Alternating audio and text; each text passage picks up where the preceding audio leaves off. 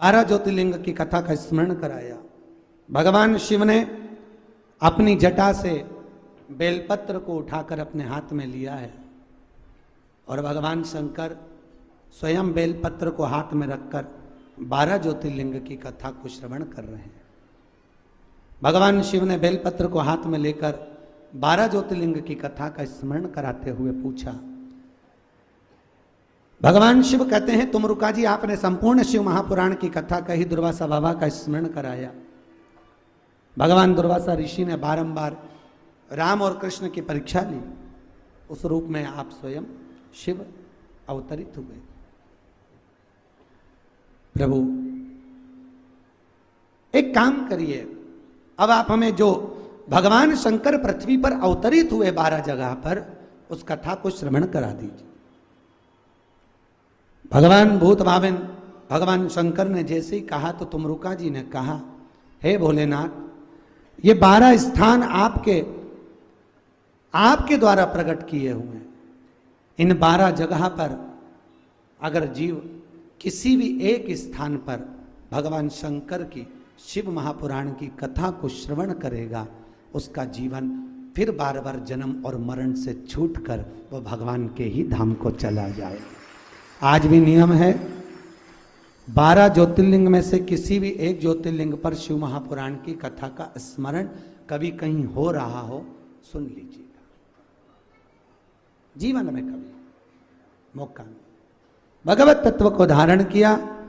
आगे वर्णन करते हुए पहले ज्योतिर्लिंग में सोमनाथ जी का वर्णन किया।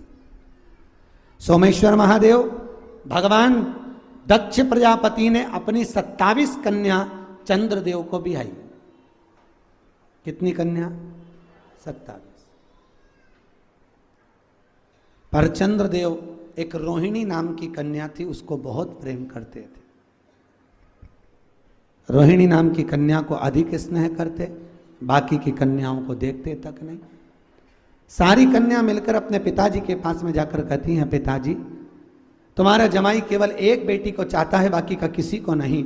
चंद्रदेव को बुलाकर दक्ष प्रजापति ने समझाया, नहीं माने। फिर समझाया, फिर भी नहीं माने।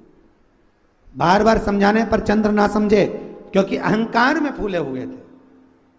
किसी को काया का, किसी को सत्ता का, किसी को माया का, धन का, वैभव का अभिमान रहता है। और ध्यान देना, कुर्सी पर हो तो लोग तुम्हें पूछ रहे हैं, कुर्सी से नीचे हुए तो कोई किसी को नहीं पूछता। कुर्सी पर बैठने पर इसका मान छोड़ दो कि मैं इस पद पर हूं, मैं इस जगह पर हूं, मैं इस स्थान पर हूं, उसका कोई तात्विक सुख नहीं। उसका कोई तात्विक सुख नहीं। आमदार की कुर्सी पर, खासदार की कुर्सी पर, विधायक की कुर्सी पर, सांसद की कुर्सी पर, आदि जितनी कुर्सियां हुई हैं, जितने पद हुए हैं, चाहे सीएम पीएम जितने भी पद होते हैं, अध्यक्ष उपाध्यक्ष आदि जितने भी पद होते हैं, उन पद पर जो बैठा है उस कुर्सी की महत्वता है। जब वो उतर जाता है तब उसको कोई नहीं पूछता। इसलिए शास्त्र कह रहा है, शिव महापुराण कहती है, अपने पद पर रहो तो अभिमान से विमुख होकर सत्कर्म करते रहो। कुछ काम ऐसा कर कर जाओ कि जिंदगी भर लोग याद रखें कि ये कार्य अन्नपूर्णा क्षेत्र महेश्वरी महिला मंडल ने करा है। लोग याद रखें, अपनी कुर्सी पर रहकर उस कुर्सी का सदुपयोग करिए, अभिमत्ता में नहीं, अहंकार में नहीं। अहंकार रखकर अगर हम कोई कर्म करेंगे तो लोग बाद में कहे, हाँ होता रहता, उतरेगा, दूसरा बन जाएगा, फिर उतरेगा, तीसरा बन जाएगा, कौन गिन रहा है? पर पद की प्रतिष्ठा को बनाइए। शंकर सबसे ऊंची कुर्सी पर बैठते हैं, देवों का भी देव, महादेव की कुर्सी है। उसके बाद भी कभी शंकर ने किसी से आशा नहीं रखी कि मुझे प्रणाम किया जाए। ससुर ने श्राप दिया, तू शमशान में रहेगा। बाबा भोलेनाथ खूब नाचे कि मेरा ससुर ने मेरा भला सोचा। क्या सोचा? भला। मेरा प्लाट शमशान में दिलाया जहां कोई कब्जा ही नहीं करेगा। कितने प्रसन्न थे। कहे दुनिया। लोग उसको गंजेड़ी कहते हैं, लोग उसको भंगेड़ी कहते हैं, लोग चिलम पीते हुए फोटो बना देते हैं, लोग कुछ भी कहें, पर बाबा भोलेनाथ जी कहते हैं तुम्हारी मर्जी पड़े जो कहो, मेरे कोई फर्क नहीं पड़े। चंद्रदेव को समझाया, नहीं माने। दक्ष प्रजापति ने श्राप दे दिया, चंद्रदेव तुझे इस काया का अभिमान है, मैं तुझे श्राप देता हूं, तेरी काया क्षणित होगी, गल गल के गिरेगी। काया का रोग हो गया, नेत्रों से जल बह रहा। पहले फूल लिया, खूब फूला, खूब अभिमान रहा, खूब अभिमत्ता में फूला, और व्यक्ति जब अभिमान से नीचे गिरता है तब मालूम पड़ता है। चंद्रदेव आंख में आंसू भरकर देवर्षि नारद के पास गए। नारद जी, मेरे ससुर ने मुझे श्राप दिया है, आप कुछ कहो, आप कुछ बताइए, आप कुछ करुणा करिए।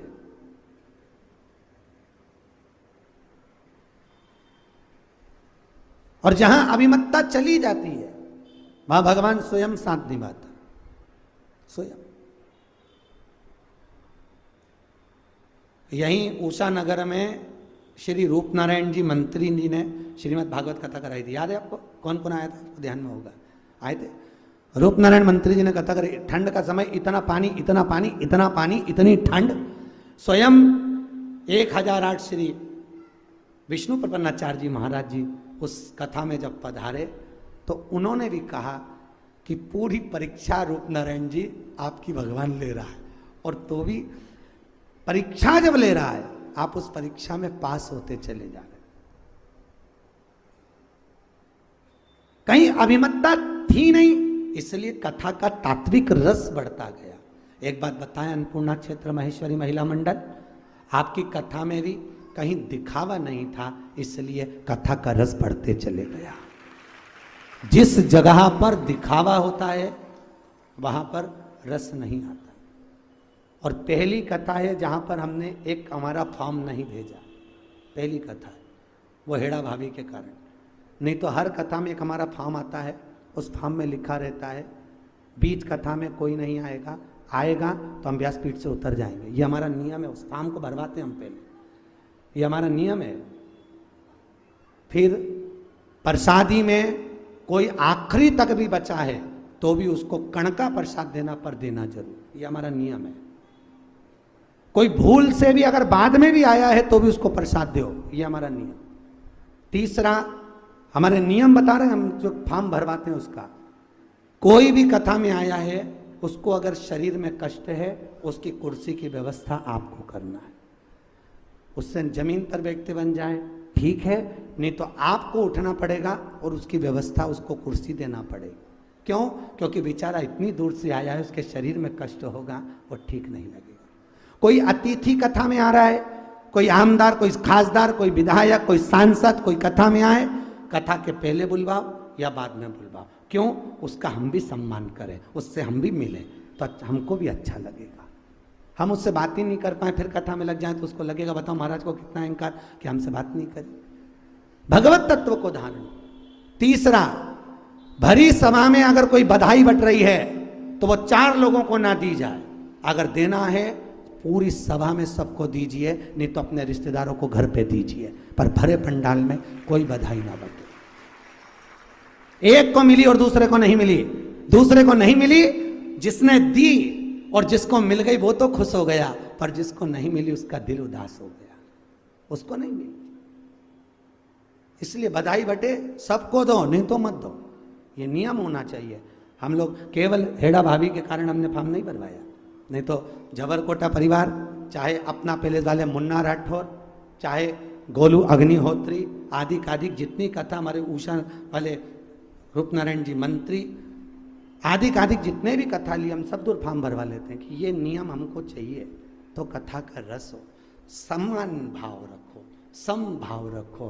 क्यों? शंकर शमशान में रहता है। शमशान का मतलब है जिस सबकी शान सम, उसी का नाम सम। अमीर भी जाए तो बांस पर, गरीब भी जाए तो बांस पर, अमीर भी जाए तो सफेद कपड़े में और गरीब भी जाए तो सफेद कपड़े में जहां सबकी शान सम है उसी का नाम शमशान है। उस शमशान में कोई अमीर भी डनलप के गद्दे पर नहीं जाता। जाता है क्या? सब बांस के टुकड़े पर जाते हैं। तो फिर क्यों अभिमान, क्यों अभिमतता? सब बराबर। पुराण चाहे शिव पुराण हो चाहे भागवत पुराण हो, कभी किसी पुराण का शुल्क नहीं निश्चित करा। आप लोगों ने जो दिया वो लिया। कल से ये ना कहिए कि मिश्रा जी ने इतना लिया। ये अपने जीवन की 998 नंबर की कथा कर रहा हूं, और 998 कथा में कोई नहीं कह सकता कि मिश्रा जी ने कुछ लिया।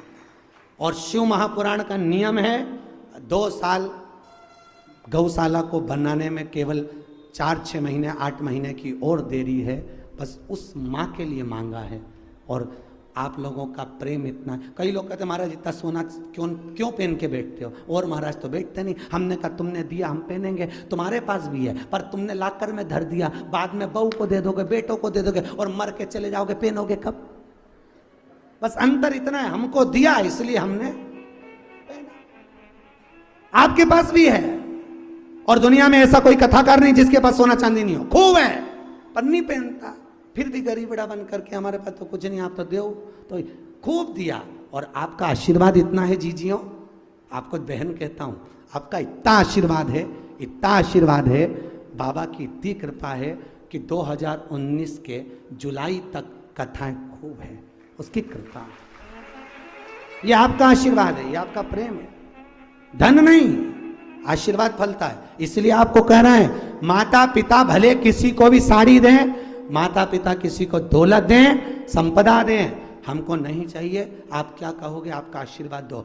जिनको संपदा मिली उनके बेटों ने संपदा डब्बे में गंवा दी, शेयर मार्केट में, और वो भीख मांग रहे हैं। और जिनको आशीर्वाद मिला बूढ़े माँ बाप का, उनके लड़के 2 रोटी कमाकर घर में चकाचक रह रहे हैं। इसलिए निवेदन है, आशीर्वाद लेना धन नहीं, दौलत नहीं, उसका कोई तात्विक अंश नहीं, उसका कोई तात्विक सुख नहीं।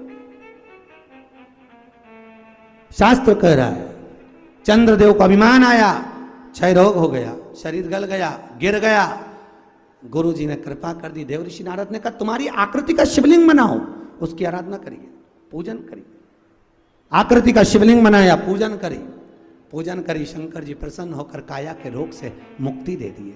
जिसका शरीर सफेद पड़ रहा हो, चर्म रोग हो गया हो, खाल सफेद पड़ रही हो, उस व्यक्ति को कुछ नहीं करना है। क्या करना है? अलोनी गोबरी, गोबरी जानते हो, अलोना कंडा, गाय ने पोटा करा, सूख गया, उस कंडे को उठा लो, उसको सुखाओ, सुखाकर उसको जलाओ, जला के राख तैयार करो, राख तैयार करके सफेद कपड़े में उसको रखो। सफेद कपड़े में रखकर शिवरात्रि कोई से भी महीने की हो, रात्रि को 12 बजे उस कंडे के चूरे को लेकर जाओ, शंकर जी के शिवलिंग पर 12 बजे रात्रि को चढ़ाओ, वापिस उठा लो, 1 बजे से 2 बजे के बीच में उसी चूरे को पानी में डाल लो और निवस्त्र होकर बाथरूम में उस पानी से स्नान कर लो। चर्म रोग समाप्त हो जाएगा। सफ़ेद जो चमड़ी पड़ रही है वो धीरे धीरे अपनी सही अवस्था में आ जाएगी। सही अवस्था, प्रयास करो। दूसरा वर्णन, जिसकी चमड़ी सफ़ेद पड़ रही हो, काया का रोग हो, बड़े परेशान हो गए, कोई बड़ी काया की रोग बीमारी हो गई, कुछ ना करिए।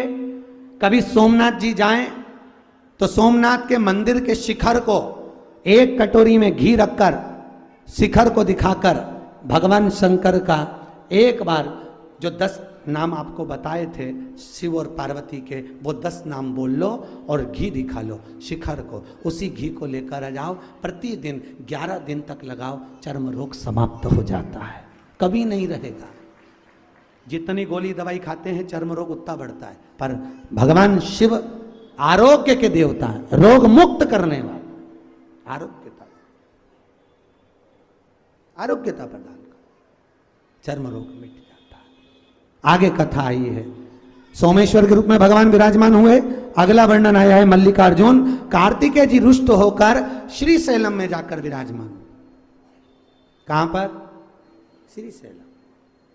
एक बात बहुत सुंदर है, कभी मौका मिले श्रीशैलम में, पूरे जगह पर बहुत महंगा भोजन है, पर श्रीशैलम में हमारे मारवाड़ियों का एक महेश्वरी भवन बना हुआ है श्रीशैलम।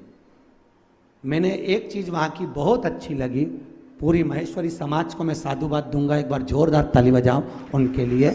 मेरे को वहां एक बात बहुत अच्छी लगी, जब हम शिव पुराण करने श्रीशैलम गए तो हैदराबाद की महेश्वरी समाज द्वारा वहाँ शैलम में कथा थी, वहाँ हमने देखा कि प्रतिदिन वहाँ पर भोजन बनता है और भोजन बनकर वो भोजन बड़े बड़े कड़ाहों में बनकर पूरे श्रीशैलम में जहाँ गरीब लोग बैठे होते हैं, जिनको भोजन की जरूरत होती है, रेलवे स्टेशन पर, बस स्टैंड पर कोई यात्री जा रहा है, उसको भोजन नहीं मिला, वहाँ महेश्वरी समाज उनको भोजन देती है। ये कितनी बड़ी बात होगी, सोच बात, ये बड़ी प्रसन्नता की बात है। अच्छा, सुख की अनुभूति। कई लोग कहते हैं महाराज कलिकाल में यज्ञ का विधान क्या है? शिव महापुराण कहती है कलिकाल में यज्ञ का विधान है, हजारों लाखों रुपए की सांकल्य छोड़कर अग्नि को प्रकट कर लिया, लाखों रुपए यज्ञशाला में लगा दिए, वो यज्ञ करना श्रेष्ठ नहीं है। कलिकाल में यज्ञ की प्रामाणिकता है अपनी कमाई का एक अंश निकालकर किसी भूखे को भोजन करा दो, यज्ञ हो गया, यज्ञ हो गया। किसी भूखे को भोजन कराना यज्ञ हो गया, वो यज्ञ का प्रधान,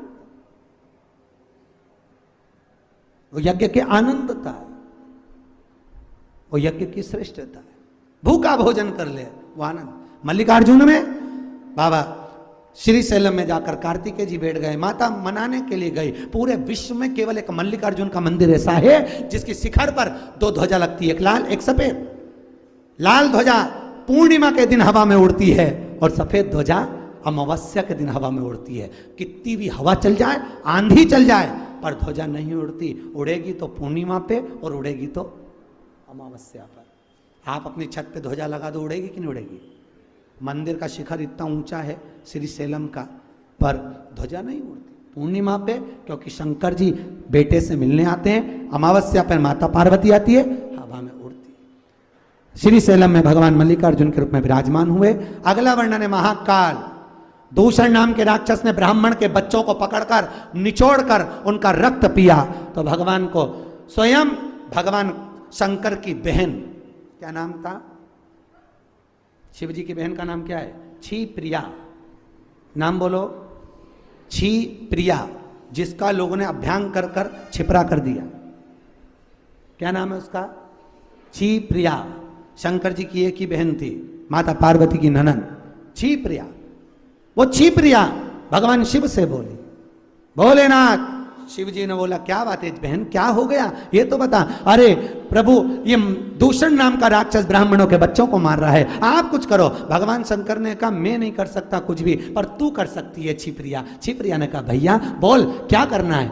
तू मेरी बहन है, एक काम कर, मैं अवतरित होऊंगा, पर ये दूषण एक अवतार नहीं कई अवतार रख सकता है और दूषण रूप बदल सकता है। तो छिप्रिया ने कहा तू आप रूप नहीं रख सकते। शंकर जी ने कहा मैं मृत्यु लोक का देवता हूं, इसलिए रूप नहीं बदल सकता। तो क्या करूं? एक काम कर छिप्रिया, जब मैं आऊं तो मेरे ऊपर जल का छींटा देना, छींटा देगी मैं 84 रूप धर लूंगा। 84 रूप रखकर इस दूषण नाम के राक्षस का 84 रूप में अवतरित होकर इसका संहार कर दूंगा। पूरी भारत की भूमि पर कहीं 84 महादेव नहीं है, केवल एक जगह पर है, उज्जैन में। भगवान शिव ने 84 रूप रखे और दूषण नाम के राक्षस का संहार करा। यह देखकर छिप्रिया बड़ी प्रसन्न हुई और अपने भाई को राखी बांधी। आज भी पृथ्वी की सबसे बड़ी राखी महाकाल राजा को बनती है, छिप्रिया की ओर से, बहन की ओर से, भाई की ओर से। छिप्रिया ने दूषण नाम के राक्षस का काल बनकर भगवान प्रगटे, महाकाल बने। जीवन में एक बार 84 महादेव जरूर करो, एक चावल का दाना 84 महादेव पर जा जाकर अवश्य चढ़ाइए, प्रयास करो शिव का अवतरित भाव। अगला वर्णन ओमकारेश्वर। बिंद नामक पर्वत ने तप करा, भगवान शिव को राजी करा। तब भगवान शंकर उस जगह पर आ नहीं रहे थे, तो बिंद नामक पर्वत ने भगवान शंकर की पसीने द्वारा निर्मित बेटी को वहां बुलाया। क्या नाम है?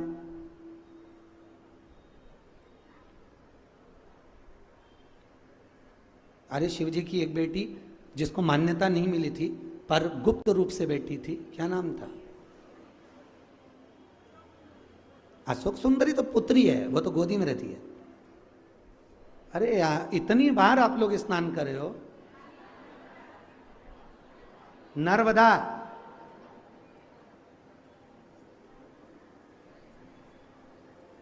शिव जी की पुत्री है।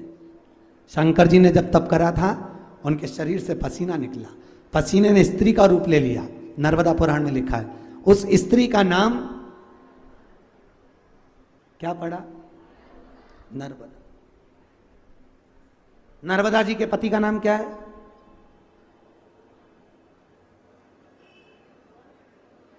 है? कुंवारी है।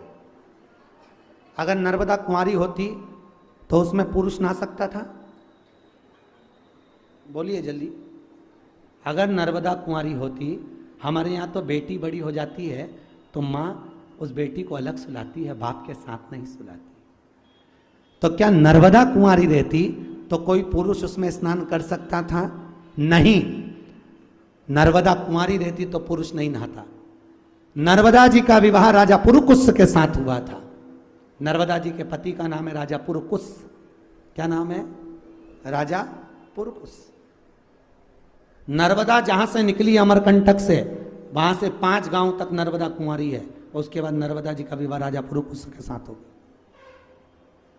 राजा पुरुकुस। अब भगवान शिव की पुत्री नर्मदा जी को बुलाया है विंध्य पर्वत में। वहां बैठकर तप किया। शिव जी वहां पर आ गए और ओमकारेश्वर के रूप में बाबा भोलेनाथ वहां विराजमान हो गए। ओमकारेश्वर भगवान की अगला वर्णन आया श्री केदारनाथ। आपको तो 2 कथा तो बताई दी। शिव जी का सिर कटा था, यहाँ केदारेश्वर के रूप में रहे। एक कथा बताई थी बद्रीनाथ छोड़कर भगवान केदार में आए। तीसरी कथा नर नारायण पर्वत ने तप करा, शिव जी उनके उद्धार के लिए वहां पर विराजमान हुए, केदारेश्वर के रूप में बैठे। केदारनाथ भगवान की। अगला वर्णन आया भीमाशंकर। कुंभकर्ण की धर्म पत्नी करकटी का पुत्र भीम। क्या नाम था? भीम। जिस भीम ने ब्राह्मण आदिकों के यज्ञ नष्ट करे, शिव जी ने आकर भीम का संहार करा। शिव जी का नाम भीमा शंकर हो। अगला वर्णन आया है काशी विश्वनाथ। पूरी पृथ्वी पर 2 ज्योतिर्लिंग ऐसे हैं जिसको स्वयं देवताओं ने बनाया। एक रामेश्वर का राम जी ने बनाया, एक काशी का शनि महाराज ने बनाया। किसने बनाया? शनि महाराज। जिसको शनि लग जाए, ढैया लग जाए, 7.5 लग जाए, बहुत परेशान हो, कहीं जाने की जरूरत नहीं है। एक काजल की डिब्बी हाथ में लो, काशी विश्वनाथ का नाम लो और काजल की डिब्बी को एकांत में जाकर खड्डे में दबा दो, शनि उससे दूर रहेगा। दुनिया के लोगों को शनि लगता है, शनि को शंकर लगता है। शनि को शंकर लग जाए। जब शनि सब दूर से हार गया तब माता पार्वती के पास गया, मां मेरे को लोग अब शब्द कह रहे हैं, मां बचा ले।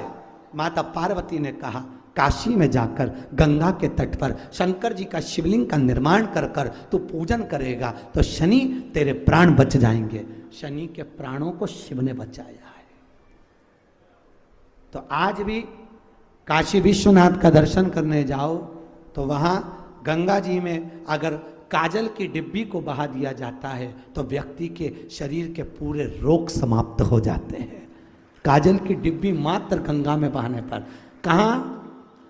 काशी में, हरिद्वार में नहीं, ना इलाहाबाद में, काशी में। काशी विश्व। अगला वर्णन आया है काशी विश्वनाथ मनु शत्रुपा ने तप कर कर भगवान शिव का आनंद सुख पाया। अगला वर्णन है त्र्यंबकेश्वर। गौतम बाबा पर गौ हत्या का दोष लगा। अहिल्या माता ने भगवान ब्रह्मा विष्णु महेश को बुलाया। 3 छोटे छोटे से शिवलिंग एक खड्डे में, उसमें से पानी निकलता रहता है। ऐसे त्र्यंबकेश्वर के रूप में बाबा विराजमान होकर गौतम बाबा का कल्याण करें। अगला वर्णन यहीं पे बने सारे 12 ज्योतिर्लिंग, देखते हैं ना कौन कौन से आए, उनका दर्शन करते जाओ। अगला वर्णन है श्री वैद्यनाथ। रावण भगवान शिव को लेकर जा रहा था और रावण शिव को ले जाते समय भगवान गणेश जी बालक का रूप रख कर आए, रावण के हाथ से शिवलिंग लिया, लघु शंका लगने पर रावण ने पृथ्वी पर उस बालक को दिया, बालक ने नीचे रख दिया। वैद्यनाथ जी उठे नहीं, रावण हार कर चले गया, वैद्यनाथ के रूप में शिव जी विराजमान हो गए। अगला वर्णन है नागेश्वर। दारुक नाम के राक्षस का संहार करने के लिए भगवान शिव यहां पधारे और नागेश्वर के रूप में विराजमान हुए। जिसको स्वप्न में सांप दिखते हो उसको पान के पत्ते पर चांदी का नाग रखकर अपने ऊपर से उतार कर पीपल के पेड़ के नीचे रख देना चाहिए, सर्प दिखना बंद हो जाते हैं। नागेश्वर ज्योतिर्लिंग। अगला वर्णन है रामेश्वर। भगवान राम जी महाराज ने शंकर भगवान की स्थापना करी, रामेश्वर ज्योतिर्लिंग की स्थापना हुई है, तब सेतु पर चढ़ाई करिए। फिर अगला वर्णन है कृष्णेश्वर। एक सुधर्म नाम का ब्राह्मण जिसकी 2 पत्नी थी, सुदेहा और घूष्मा। सुदेहा के यहां संतान नहीं थी, घूष्मा के यहां संतान हुई। सुधर्म ने घूष्मा का बेटा सुदेहा को दे दिया। सुदेहा ने पाल पोस कर बड़ा करा, बच्चे का विवाह हो गया। विवाह हुआ, उस बालक को जैसे विवाह हुआ, अब बहू को मालूम पड़ा मेरी सही सास तो घूष्मा है, सुदेहा तो मेरी सौतेली सास है। बहू घूष्मा को पूछने लगी, सुदेहा को गुस्सा आया, उसने अपने बेटे के शरीर के टुकड़े टुकड़े कटकर एक कपड़े में बांध लिए, तालाब में फेंक दिए। घूष्मा रोज प्रतिदिन एक शंकर जी का शिवलिंग सोमवार को बनाती थी, तालाब में विसर्जन करने जाती थी। विसर्जन करने गई, मन में आया मैंने बेटे का दर्शन नहीं करा। तैरता हुआ बेटा 3 दिन बाद भी वापिस निकल कर आ गया। घूष्मा के बेटे को भगवान ने जीवित करा तो शिव जी का नाम कृष्णेश्वर महादेव हो गया। ये 12 ज्योतिर्लिंग की कथा श्रवण कर कर भगवान शिव अपनी धर्मपत्नी माता पार्वती के साथ शिव महापुराण की पोथी पर बेलपत्र समर्पित करते हैं। हमारे यजमान श्री झवर जी बेलपत्र समर्पित करने पधार रहे हैं। भगवान शिव की पोथी पर बेलपत्र दिया और भगवान तुमरुका जी ने भगवान शिव से वर मांगा, हे भोलेनाथ, आपकी यह बेलपत्र जो शिव पोथी को समर्पित हुई है, यही बेलपत्र जीव का कल्याण करे, जगत का उद्धार करे। भगवान ने बेलपत्र शिव पोथी को समर्पित करी। जोरदार ताली बजाएं। आप सबकी ओर से झवर जी ने, मुख्य मनोरथी ने, यह बेलपत्र शिव पोथी को समर्पित कर लिया। चारों तरफ सुख समाहित हुआ, आनंद स्थापित हुआ। 12 ज्योतिर्लिंग की कथा के बाद वेदव्यास जी महाराज तुमरुका के चरित्र को लिखते हैं। तुमरुका जी महाराज ने जो कथा सुनाई, चंचुला देवी उस पति के लोक को गई, पति प्रेत योनि से छूट गया। भगवान शिव ने बेलपत्र पोथी पर देकर कहा, तुमरुका जी, जीवन में जो एक बार शिव महापुराण की कथा को श्रवण कर लेगा उसके मन के मनवांछित फल पूर्ण होंगे। ये मेरे मस्तक की बेलपत्र, शिव पोथी पर चढ़ी हुई बेलपत्र अपने घर की अलमारी में, तिजोरी में जो रखेगा वो जीव का धन धान्य बढ़ेगा, वैभव प्रतिष्ठा बढ़ेगी। ऐसा भाव रखकर भगवान शिव ने बेलपत्र पोथी पर दी। जीवन में मौका मिले, दुनिया चाहे कुछ भी कहे, आप अलमस्त होकर शिव की कथा का रसपान करो और अपने जीवन को धन्य बनाओ। मौका मिले एक बार शिव महापुराण 12 ज्योतिर्लिंग में से किसी ज्योतिर्लिंग पर अवश्य सुने। हम भी प्रयास कर रहे हैं कि एक शिव पुराण अभिमुक्त नगरी काशी में हो, प्रयास कर रहे हैं, आप सबको सूचना देंगे। काशी अभिमुक्त नगरी है जहाँ मरने वाले का कभी जन्म नहीं होता, जहाँ शिव गुरु मंत्र देकर विदा करते हैं। प्रयास करेंगे साल भर के अंदर एक कथा काशी में हो शिव महापुराण की, और आप सब सुनकर अपने जीवन को धन्य बनाएं। प्रयास करेंगे, सूचना मिलेगी, महिला मंडल आपको सूचना भी देगी।